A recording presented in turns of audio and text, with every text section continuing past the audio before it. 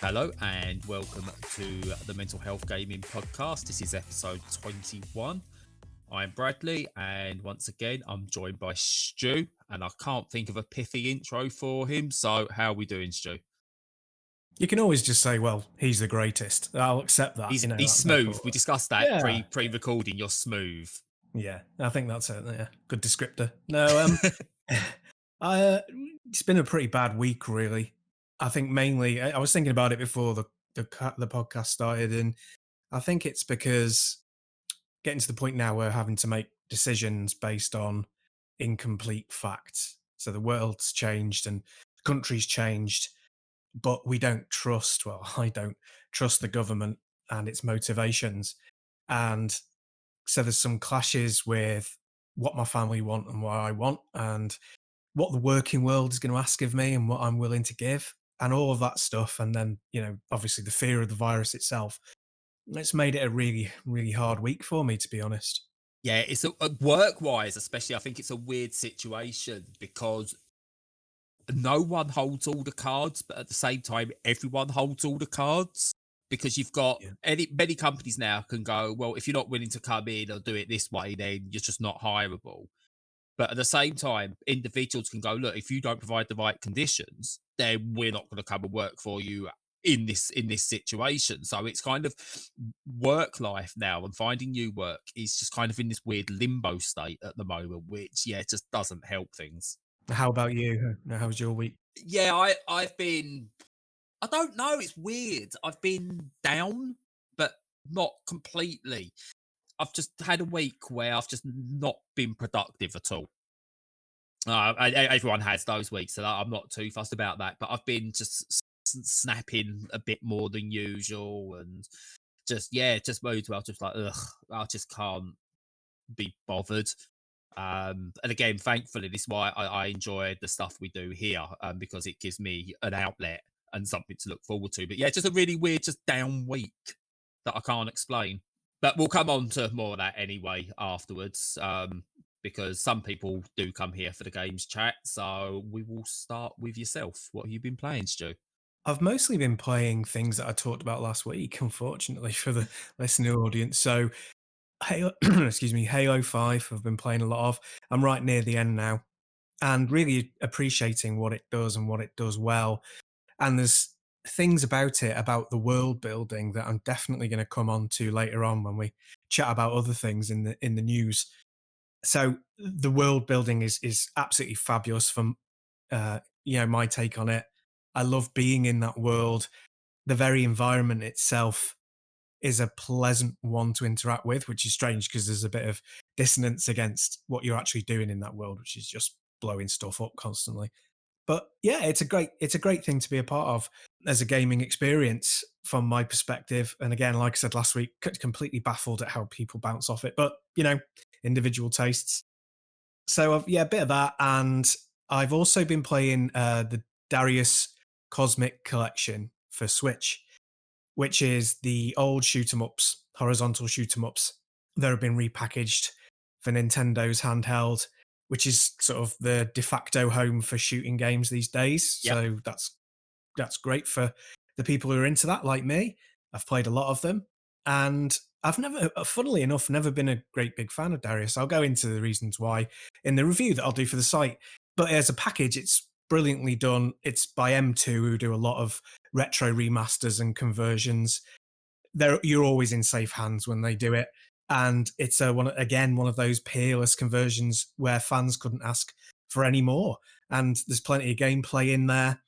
Your mileage may vary based on how you react to the series, but you can't fault it for what it does at all. So a very solid package and highly recommended to anyone who's even the least bit interested. So what version you got? Because I know they released two versions. There's and I can't remember which we gave you. So there's the console version and the arcade version. I'm thinking we gave you the arcade version, but I could be wrong. Yeah, it's arcade. So it's got three actual games on it. Yeah. So it's got the original, it's got the sequel, and it's got Darius Gaiden, which is a kind of unofficial Darius 3. And funnily enough, they differ from one another in one major way, which is the first game was three screens, the second game was 2 screens, and Darius Gaiden is 1 screen, which is a bit odd. So it was all a bit of a it was all a bit experimental, from Taito when they were But making those they games. could have called it the Darius diminishing returns collection, literally. Absolutely, yeah, no, it really is. uh, but yeah, so it's the arcade ROMs, and they've put all the quality of life stuff in there to interact with them. You know, credits and pausing and all that sort of stuff, artwork, and yeah, it just makes it really pleasant to interact with, and makes you feel like you're getting a real bang for your buck. And it's also got the variants on those games. So there's like ROM improvements that they did down the line, and it's like revision 2 of Darius, and there's Sagayo, which is a rebalanced version. And it unfortunately just points out how unbalanced the games are from Yeah, my perspective. They're excruciatingly hard, and you can't read them very well. It might just me being utterly crap, but I do suspect they are. As a series, it's pretty unbalanced. But yeah, as I say, if you're into them, you'll love that collection. Can't go wrong. yeah. Well, if they are arcade originals, obviously they're designed to be a bit unbalanced, aren't they? To take more of your 50p's. Indeed. And I think they probably realized that even though it looked great when it came out, nobody was playing it because they weren't even getting 50p's worth out of it. So Yeah, hence the frantic scrabble to rebalance the difficulty. yeah. So see, patches Yeah, have always been a thing. Just they have right back to yeah, 1987 or they just wherever needed it a was. lot more effort to do it. Yeah. But yeah, no, it's an interesting one though. Those games. I've got whatever the modern one is that released on like the Xbox and PC and stuff like that. I've got that version on Steam, and I've barely touched it because unfortunately it was gifted to me right before my original PC broke. So I might jump back into that and give that one a go because it's Yeah. Yeah, that one's Darius Burst, and yes, that's for me by far the best one of any Darius games that they've made. And I'm a big fan of G Darius, which came out for the PS1, and I think it's better than that even. So it's one of those rare series that gets better and better as the years progress, in fair my enough, opinion. fair enough. Yeah. What So about you? What have you been playing? so been bouncing on and off a few different indies and things like that. So I've been playing a bit of Tetris 99, some Children of Malta, which is really good, and I might do a bit more in depth on that because I've been getting back into that, as well as a few other minor little bits. But I've been playing it. Now, listen, you might not have heard of this game. It's this little indie title. I'll try and explain it. It's called Borderlands 2. No, never heard of it. No, and it's a really interesting concept. It's a first person shooter, and it's got really polished graphics for a small indie title. I'm really impressed. It looks like it's possibly done by, a 2K or an Epic or something like that, such is the quality behind it. No, that's wrong because they don't do quality. But no, seriously, I Oh, got shots fired. I was given the Borderlands collection on Switch as an early Father's Day present, and I kind of gave the original Borderlands a bit of a go, and boy, is that not a very good game. It's not aged very well at all. I just couldn't get going in it. So I kind of set off and thought, right, I'll wait till Father's Day now and then sort of really I'll try Borderlands 2. And yeah, that is still a good game. It is not just one of those where you go, it wasn't bad for its time. It is still legitimately a very, very good game. The pacing early on is really good. There's very little downtime and you get into the action really quick. And whereas with Borderlands, when I played that, I felt really underpowered all of the time. In the early part of the game, which made it feel like such a slow and unbalanced game. Borderlands 2 fixes that, and although everything's a challenge, you feel like you've got a chance. You're not just dying and repeating and dying and repeating in the hope. And Borderlands isn't a roguelike, so it shouldn't be going for dying and repeating constantly. But yeah, Borderlands 2, absolutely superb. And I think I stuck many hours into it over the weekend, just God. And it's got all the DLC in it. It looks really good on the Switch. And I know it's a 360 game and PS3 era game, sorry. So it shouldn't be too much of an issue. But I played through Borderlands 2 on the Vita. And I gave that a big pass because the fact they squeezed it onto a Vita was impressive. But parts I struggled on with the Vita, I'm now realizing possibly are down to performance issues because I breezed past them on the Switch version. It runs really smoothly. You've got gyro aiming as an option. It looks nice and sharp even in handheld mode, and it's just a joy to play. It's yeah, absolutely wonderful, and I'm glad I've got a chance to go back to it. Cool. But yeah, that's it for me. That's all I've really been playing. So it's a unless you've got anything else, it's a really short gaming section.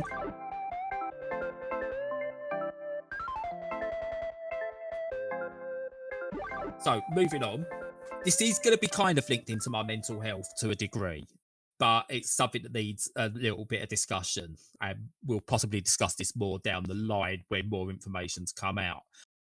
But there's been a movement over the past few days where women have started speaking out about the, the toxicity within the games industry. Now, whilst that isn't new, we're actually starting to see people named, which I think is a very important step. And it is seen women who are speaking out get loads of support, which is really great, but also getting a ton of abuse for speaking out with the usual version of, well, why didn't you say anything at the time? Why didn't you da da da da da da?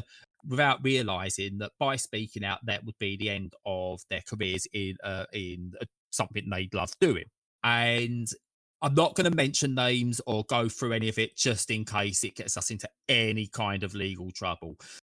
What I wanted to get to was the fact that you're seeing now more and more people be outed for the scumbags that they are seemingly being. And if they are proven to be correct, that the allegations are correct, then I'm happy to stand by scumbags, has made me question myself. And not that I've gone, oh, have I actually sexually abused anyone? I'm confident I haven't. Don't get me wrong, in a nightclub, I might have tried to flirt with someone and misjudged flirting back in my younger days. But I've never grabbed anyone inappropriately or anything like that. So my issues with it aren't around that. What my issues are is I want to be a better human being. I want to be able to say that I was on the right side of this discussion. I was able to show that, look, I'm a good person, and I don't want to say the obvious. It's not all men. I want to be the side that goes, look, I support you. I can't apologize for what's happened because I can't appreciate what's happened to you. I don't know what has gone on precisely. I don't know what you're going through. But what I want is I want to be on that side to go, what can we do to be better? What can I do to be better? That because I'm a man, I understand that I am possibly seen as a threat. Whether I like it or not, I'm a man in the games industry. I would understand women having that wariness about me, but what can I do to show that I am not that? I am people like me, we aren't anyone to be feared. We actually want to support you. And I feel like it's condescending of me then to come out to every single person that has something to say and go, what can I do? What can I do? I feel so sorry for you. That becomes condescending and it loses its impact. Now, on our Twitter, I've been retweeting and liking whatever I've seen because I think the messages do need to get out there. But yeah, it's really affected me. It's made me really question myself.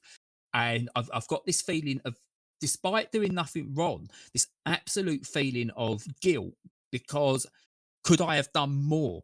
Could I, have I missed stuff? Have I just allowed people who I may know of just to get away with things? Have I been supporting them, following them on social media, watching their videos on YouTube, and get this sense of guilt?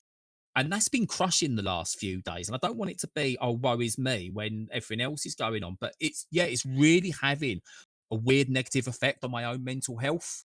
Yeah, I've felt guilty for quite a long time, and what I sort of came to the conclusion about a few years ago was, whether I've actually done anything directly wrong, which I probably have in the past when I was younger, and I'm not excusing. It's just it's part of being brought up in a society where people in my position are able to get away with so much more than they ought to be.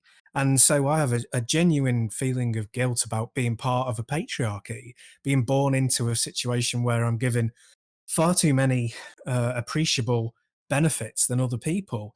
And then when I see things, when things actually come to light of how bad they are for others, I think quite rightly feel very bad about my part in that, because just by doing nothing, then you're part of the problem. And I've been spending years and years trying to reverse that and trying to stop abusing any position of privilege. And I'm happy to be sort of put in a spotlight over stuff like this and questioned, and, you know, really have my motivations questioned, because I think that's the only way things will ever change. And also to have the thing in my mind of, would I give this position, like being on the podcast with this platform, would I give that over to somebody who didn't have the opportunity? And I'd like to think that I would. I shouldn't just be able to fall into this. It should be something that I have to work for. And whilst in on that platform, have the ability to pull other people back up onto it. If you see what I mean? Yeah. Yeah, no, I totally agree with you. And to be honest with you, as much as mental health gaming is my creation and, getting the podcast started was something I wanted to do, if someone came along and I felt that they deserved the opportunity, or not even deserved the opportunity, but could take the opportunity to host just straight up this version or add another version or even replace me for a time, I would do it. I might not want to do it because I enjoy doing this and I need it for personal reasons, but I'm willing to make that now sacrifice to make things better in the future. And I'm happy that the balance we're starting to get with the writers we've got on the site. We've got a mixture of men and women. We've got people with various different mental health issues. I think we've got some with disabilities as well. Is started in the right direction, but we don't have anyone yet of people of color. And I've tried reaching out and not had anything yet, but I know I can do more. I can maybe go more direct to people, and that's something I will definitely try. But yeah, it's trying to now do what I can to reverse that guilt, having not done anything wrong.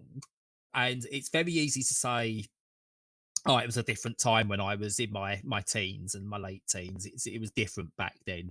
It was, but the way the people in the wrong have used that, oh, it was different back then, so it was okay, means you can't even use that as a way to start the conversation. Well, I can go, look, it was a different time back then, but I know I've made mistakes. I know that I shouldn't have spoke to this person this way. I shouldn't have used my position doing this to do that. Because the second you say it was different back then, you've already lost any foot you have to stand on, because you can't, because it's been appropriated in such a way that it just doesn't work. What we actually want to see is actual equality, proper equality that allows women to be in a position of power, that allows people of color to be in a position of power along with white people. It's what we want to see.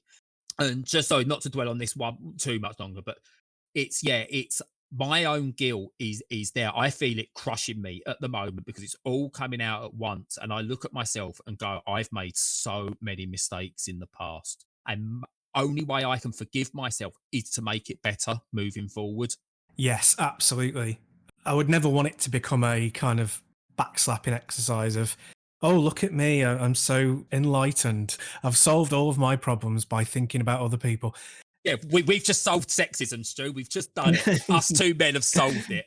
Yes, hooray. No, it's more just, it's a thing that will never go away.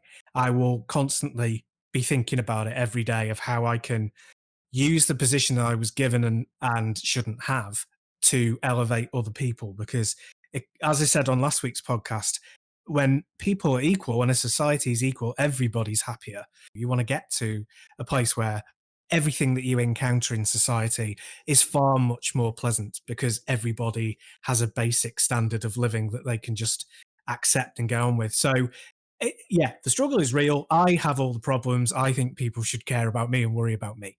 No, that is exactly the opposite of what I'm saying. I'm saying that I've got the privilege to be comfortable, and I ought to and will be trying to make things better for others if I possibly can by giving things away, giving things away. But Definitely. And one of the things that I actually found interesting was when I heard a discussion on the return of football and Ian Wright talking about the movement with the names on the back of the shirts and things like that at the moment, also Black Lives Matter, taking the knee. And he was asked, is it actually different this time or is it just more lip service? And Ian Wright turned around and said something, no, it feels different this time. It's now being tackled in such a way because it has to be taken notice of. If you now back down and try and go back to the status quo, you're going to be called out for it because people have had enough. The fact that we have, let's call it a secondary Me Too movement, because that's what seems to be happening in the games industry. A secondary Me Too movement is happening.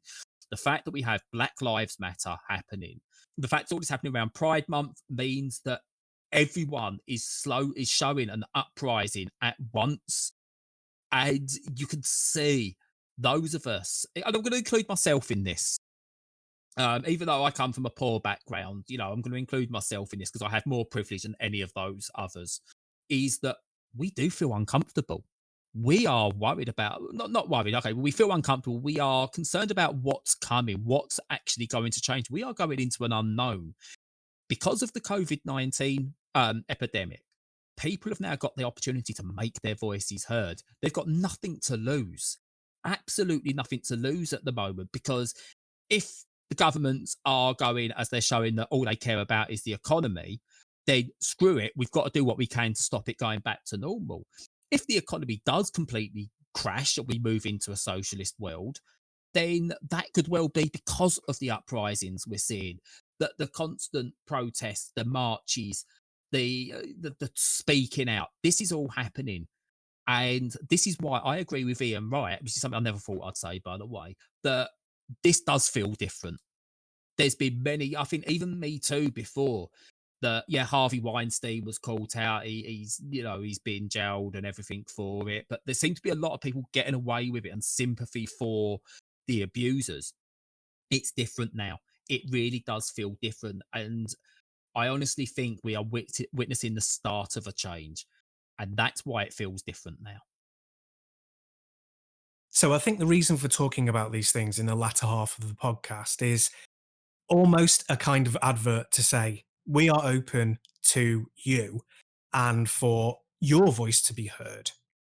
So if you feel underrepresented or you have something important to say, then you should be a part of this.